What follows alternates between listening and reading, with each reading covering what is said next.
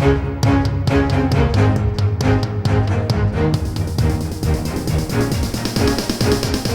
is the Washington Times front page for Thursday, October 14th, 2021. Thanks for joining us. I'm George Gerbo. The Department of Homeland Security is circulating a draft proposal that would curtail its denaturalization attempts to strip citizenship from people.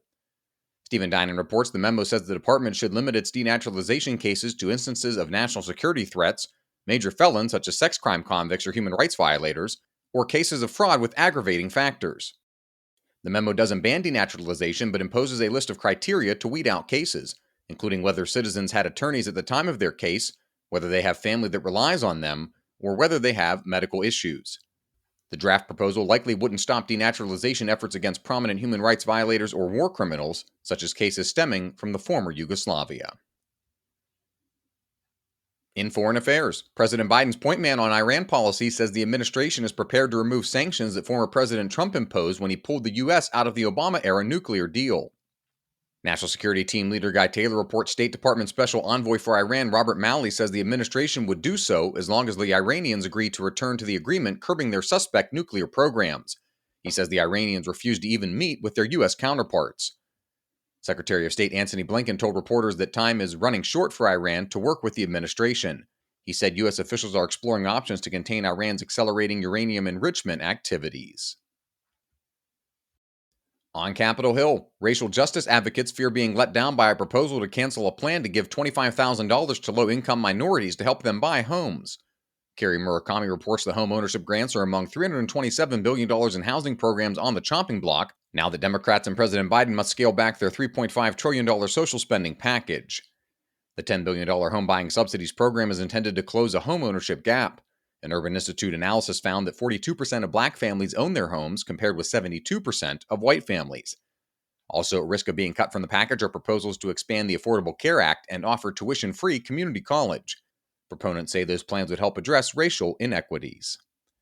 A reminder that you can find all these stories at WashingtonTimes.com/front page. Don't have access to the Times yet? Visit WashingtonTimes.com/George and get 25% off your annual subscription.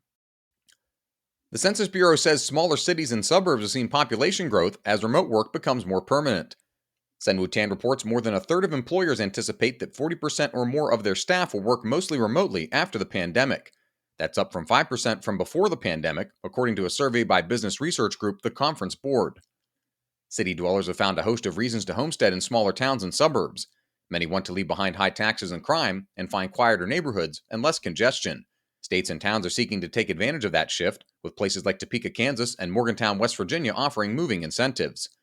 The top cities where residents are applying for remote work, according to career site LinkedIn, are Bend, Oregon, Asheville, North Carolina, Wilmington, Delaware, Johnson City, Tennessee, and Eugene, Oregon.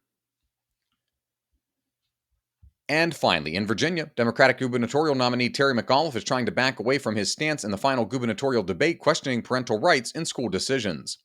Kerry Pickett and Seth McLaughlin report the former Virginia governor is under fire from parental rights advocates for seemingly siding with school officials and against parents when the two collide.